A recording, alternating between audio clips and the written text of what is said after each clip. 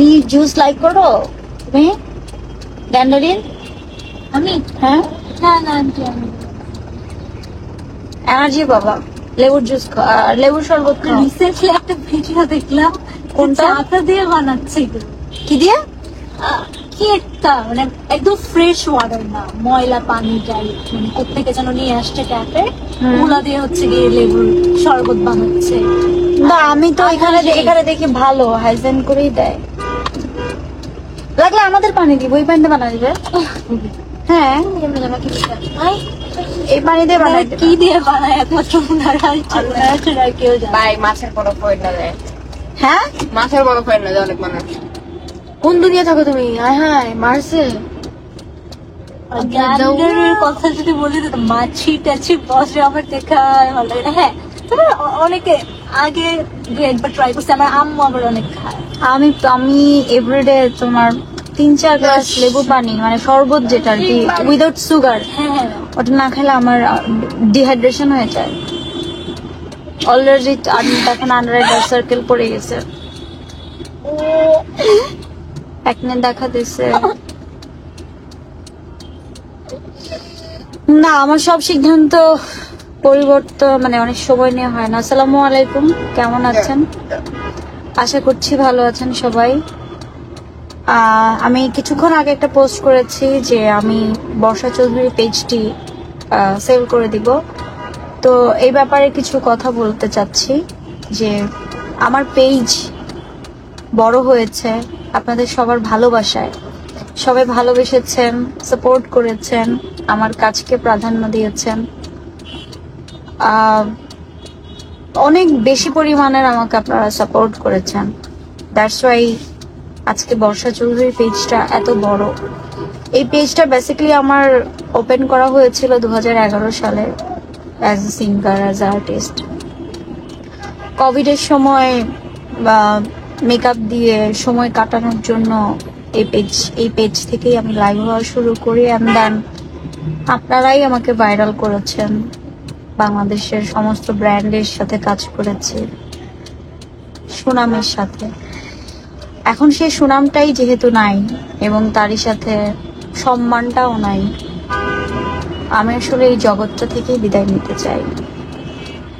এবং যদি কোনো বিজনেস ওনার এই পেজটি ক্রয় করতে চান তাহলে যোগাযোগ করবেন। এটা কিন্তু authentic 100% like, followers, viewers and others যত কিছু আছে, রাইটস ম্যানেজার, এভরিথিং।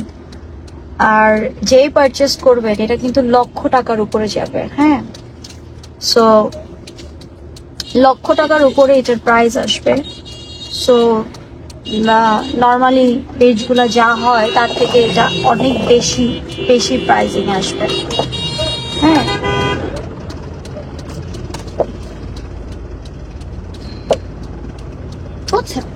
পালাবো না আমি। আমি জাস্ট একটা মানুষ কিসের উপর থাকে? ভালোবাসা নিয়ে থাকে। ভালোবাসা পেয়েছিলাম আপনাদের, আপনারা সাপোর্ট করেছেন, ছিলাম। এখন আপনারা দেখতে চাচ্ছেন না আমাকে, থাকবো না। এটাই ডিসাইড করলাম। শুধু শুধু লাইভে এসে আপনাদের গালি খাওয়া, আপনাদের কথা শোনা, আমি মেন্টালি মানে ডিসঅর্ডারে ভোগা, ডিমেনশিয়া ধরা পড়া, দরকার কি? হয়তো অনেক ভালো জীবনযাপন করতে পারতাম, বা হয়তো আল্লাহ ভালো কিছু রাখছে, থাকুক না, একটু অল্পতে বেঁচে থাকি। অনেক তো বিলাসিতা জীবন যাপন, জীবনের সব দিকই তো দেখলাম। যতটুকু না হইলেই না, জব টপ করে কিছু একটা করে চালাই দিব। রিজিকের মালিক তো আল্লাহ। বিকজ আমি মেন্টালি এত ট্রমা আর নিতে পারতেছি না। মেন্টালি মানসিক এত পরিমাণে প্রেশার আমি লোড নিতে পারতেছি না। এবং দেখা যায় যে পেজটা থাকলে হয়তো ব্র্যান্ড নক করবে, হয়তো সবাই জিজ্ঞেস করবে, কখনো না কখনো লাইভে আসবো, অথবা দেখা যাবে নিজে একটা বিজনেস করার প্ল্যান করব। পেজটা যদি বিক্রি করে দিই তাহলে আর ওই অপশনটা থাকবে না। অনেক ভাবলাম বলে আজকেই ভাবছি জাস্ট আজকেই। তো আমি কারো এই পেজ কিনবে আপু, বা আপনাদের ধারণা নাই যে একটা রানিং পেজ মানুষ যে যদি কোনো ব্যবসায়ী এই পেজটা পারচেস করে, এই পেজটা ডিলিট করে দেন, দরকার কি? টাকা তো ইনকাম করেন নাই। মীরা চৌধুরী, পেজটা ডিলিট করার চেয়ে শ্রেয় না। পেজটা তো আমার সন্তান, একটা সন্তানের মতো করে এটাকে বড় করছি, রাইট? সো পেজটাকে সেল করে দেওয়া মানে ইটস মিন এ লট। এটা আপনি বুঝবেন না। এই সিদ্ধান্তটা কিন্তু মানে এত সহজ না। যাই হোক, যদি কেউ নিতে চান নিতে পারেন, তবে 2000, 10,000, 5,000 টাকায় পেজ না। আমার বর্ষা লাইফস্টাইলটাও সেল হয়েছে কিন্তু লাখের উপরে।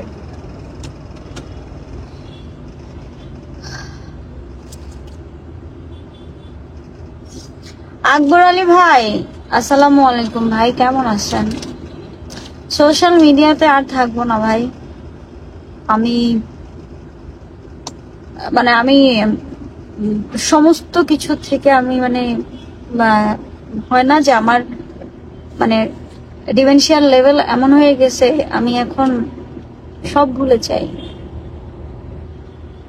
সব ভুলে যাই, এভরিথিং সব ভুলে যাই।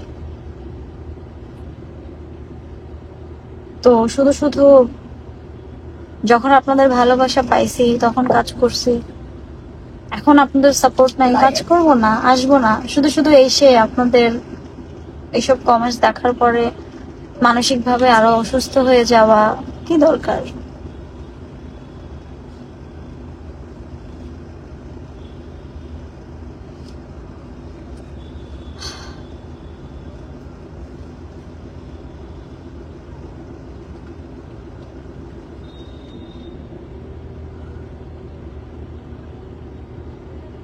আসতে চাই না, এর জন্যই সেল করে দিব। কোথাও যাব না। 8-10টা মেয়ে সিঙ্গেল মাদার যেভাবে জীবন যাপন করে ওইভাবে করব।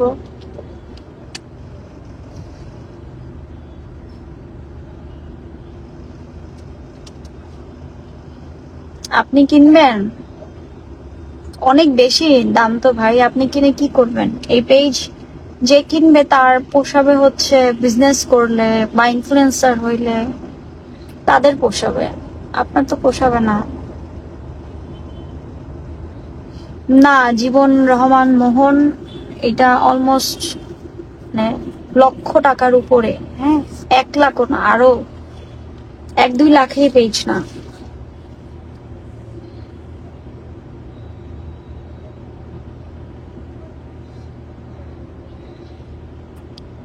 আমি কোনো কিছুই অস্বীকার করি নাই, বরং আমি আপনাদের কাছে মানে কিছু কিছু অপরাধ না করেও আমি আপনাদের কাছে ক্ষমা চাইছি, আমি আপনাদের সবার কাছে সাহায্য চাইছি। আমি যেহেতু সাহায্য পাচ্ছি না, আমি যেহেতু আপনারা এমন যে থাকে না, আল্লাহ বলছে যে আল্লাহর কাছে একটা পাপ করার পরে অনেক বড় আমি গুনাহ করে ফেলছি, সেই গুনাহ করার পরে সেজদাতে আল্লাহর কাছে মাফ চাইলে 1 বার 2 বার 3 বার 4 বার 10 বার দেখা যায় আল্লাহ সুবহানাহু ওয়া তাআলা সেটাকে বলে আমার বান্দার আমি মাফ করে দিলাম। কিন্তু আমরা মানুষরা না ক্ষমাশীল না, আমরা মানুষরা ক্ষমা করতে পারি না, জানি না। আপনাদের কাছে বহুবার নানান ভাবে নানান রকম করে গত 4টা মাস ধরে আমি একের পর এক শুধু ক্ষমা চেয়েই যাচ্ছি, কিন্তু আপনারা শুধু বাহ্যিক দেখছেন, আপনারা আমার জায়গাটায় নিজেদেরকে বসিয়ে ভাবছেন না, দেখছেন না। যে মানুষটা এত কিছু করতে পারে, যে মানুষটা আপনারা একটু ভাবেন যে আমার আইনজীবীর সাথে কথা বলছি সেটাও লুকিয়ে ভিডিও করতে পারে, সেই লোকটারে আমি বিয়ে করলে সেই লোকটা একটা প্রমাণও রাখলো না। পুলিশ তদন্ত রিপোর্টে তো এসেছে যে ও মিথ্যে বলছে, আমার ঘটনার সত্যতা পাওয়া গেছে। তো আমি এগুলো সোশ্যাল মিডিয়াতে কাদা ছোড়াছড়িও করতে চাচ্ছি না, আর আমি আসলে আমি মানসিকভাবে নিতে পারতেছি না।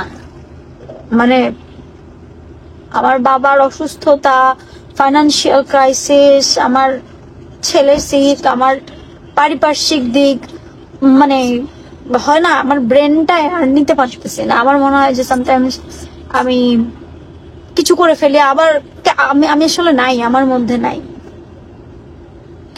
তো তাসনুম, অরিনা, আমার মুখ থেকে এখনো আপনারা কিছু কথা শুনেন নাই। আমি খুব শীঘ্রই এই প্রত্যেকটা কথার জবাব অথবা প্রমাণ সহকারে আমি আসব। তখন আপনারাই আফসোস করবেন যে